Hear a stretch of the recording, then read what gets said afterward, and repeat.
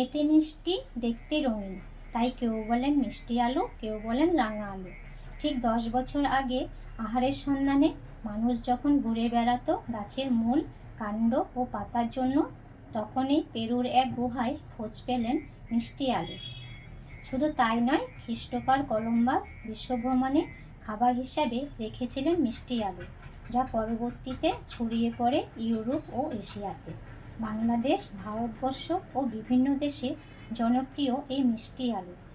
এই আলুর বিভিন্ন গুণাগুণ রয়েছে, সেগুলি আপনাদের সাথে শেয়ার করব এই ভিডিওতে। আপনারা দেখছেন দিদিস কিচেন, আমি সঞ্জনা। আমাদের আজকের রেসিপি মিষ্টি আলুর পকোড়া। রেসিপিটি দেখার জন্য সঙ্গে থাকুন। এই মিষ্টি আলুর পকোড়াটা করার জন্য মিষ্টি আলুগুলো কিভাবে কাটবেন সেটা একবার দেখে নিন। এখান থেকে একটা মিষ্টি আলু নিচ্ছি। আলুর দু সাইডটা এভাবে কেটে ফেলে দিতে হবে। এবারে এর খোসাটা এভাবে ছাড়িয়ে নেবেন।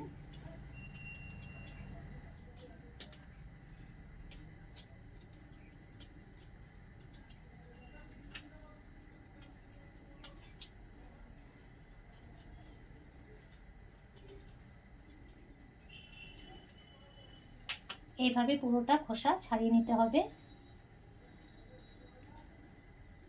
মিষ্টি আলুর খোসাটা ছাড়ানোর পর মিষ্টি আলুটাকে এইভাবে পিস পিস করে কেটে নিতে হবে।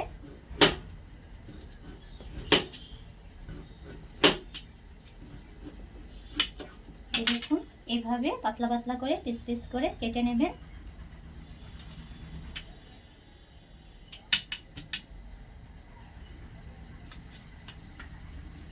তারপরে এই ধার থেকে সরু সরু করে কেটে নিতে হবে, যেমন আমরা আলু ভাজার সময় আলুটা কাটি, ঠিক লম্বা লম্বাইভাবে কেটে নিতে হবে।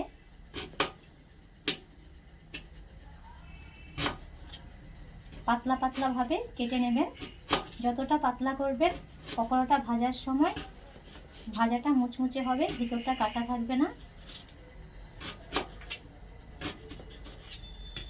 এই দেখুন, এইভাবে পাতলা পাতলা করে কেটে নিতে হবে। একটি কাচের বাটি নিয়েছি, বাটির মধ্যে কাটা মিষ্টি আলুগুলো দিয়ে দিতে হবে।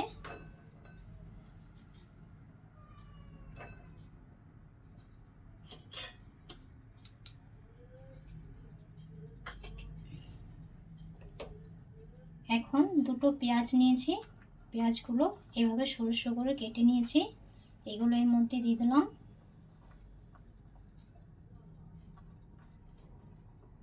দু থেকে তিনটি কাঁচা লঙ্কা কুচি কুচি করে কেটে নিয়েছি, এটাও দিয়ে দিচ্ছি।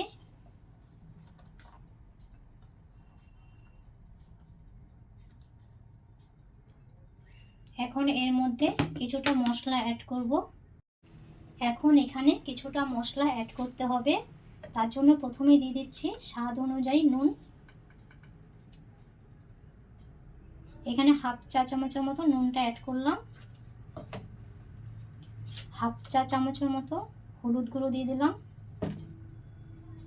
হাফ চা চামচের মতো ধনে গুঁড়ো, হাফ চা চামচের মতো জিরে গুঁড়ো, আর 1 চামচের মতো এখানে মৌরি গুঁড়োটা দিতে হবে।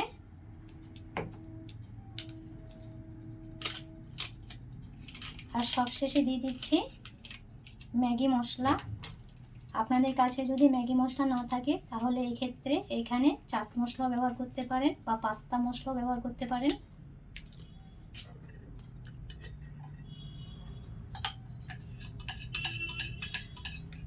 সবশেষে দিয়ে দিচ্ছি 1 চামচের মতো আদা রসুন বাটা। মশলাগুলো দেওয়ার পর এখানে একটা ডিম ভেঙে দিয়ে দিতে হবে।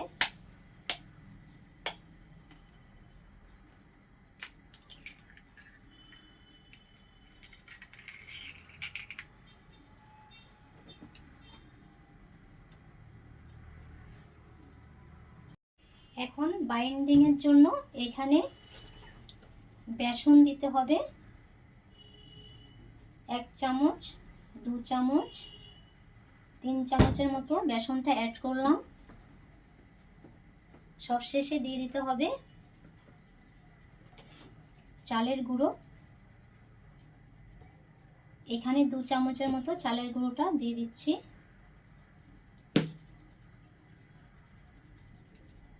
এখন হাত দিয়ে ভালোভাবে সবটা উপকরণকে ভালোভাবে মিশিয়ে নিতে হবে। এখন সবগুলো উপকরণগুলোকে হাতের সাহায্যে ভালোভাবে মেখে নেব।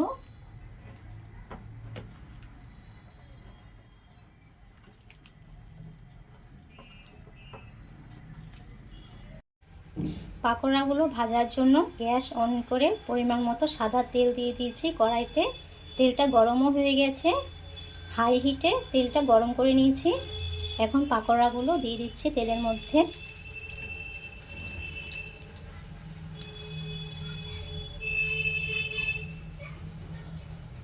এরকম ছোট ছোট করে তেলের মধ্যে দিয়ে দেবেন।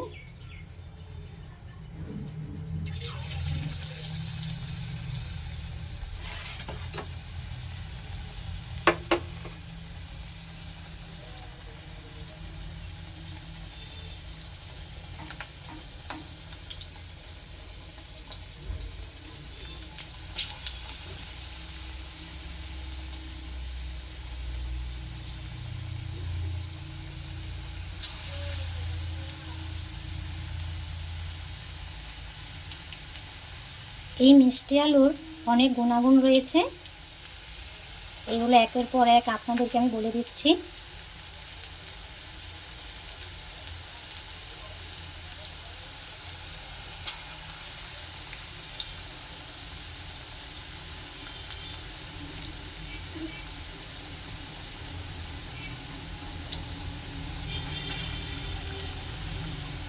পকোড়াগুলোর নিচের দিকটা লাল লাল হয়ে গেছে। এখন উপর দিকটা ভাজার জন্য এগুলোকে উল্টিয়ে দেব।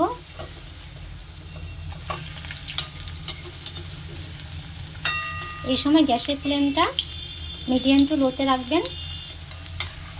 আমরা যে খাবারটি খাবো আর আমাদের বাচ্চাদেরকে আমরা যে খাবারটি খাওয়াবো সেটার মধ্যে কতটুকু পরিমাণে কী ভিটামিন আছে সেটা জানা খুবই ইম্পর্ট্যান্ট। মিষ্টি আলুকে সুপারফুড বলা হয়ে থাকে। এতে রয়েছে ভিটামিন এ, যেটি রাতকানা রোগ সারায়। ভিটামিন সি রোগ প্রতিরোধ ক্ষমতা বৃদ্ধি করে। এটির আরেকটি গুণ রয়েছে, এটি দেহের ওজন কমাতে উল্লেখযোগ্য ভূমিকা পালন করে। এই দেখুন, আপনাদেরকে মিষ্টি আলুর গুণাগুণগুলো বলতে বলতে এদিকে মিষ্টি আলুর পকোড়াটা বেশ ভালোভাবে লাল লাল হয়ে ভাজা হয়ে গেছে। এখন এগুলোকে একটা প্লেটে তুলে নিচ্ছি।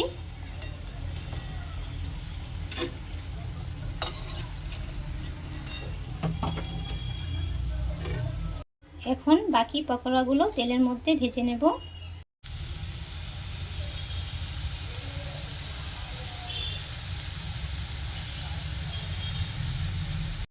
মিষ্টি আলুর পকোড়াগুলো রেডি হয়ে গেছে। আপনারা বাড়িতে তৈরি করে খাবেন, কেমন হয়েছে কমেন্টে জানাবেন আমার এই মিষ্টি আলু রেসিপি। দেখা হচ্ছে পরবর্তী একটি রেসিপি নিয়ে। ভালো থাকবেন, সুস্থ থাকবেন, ধন্যবাদ।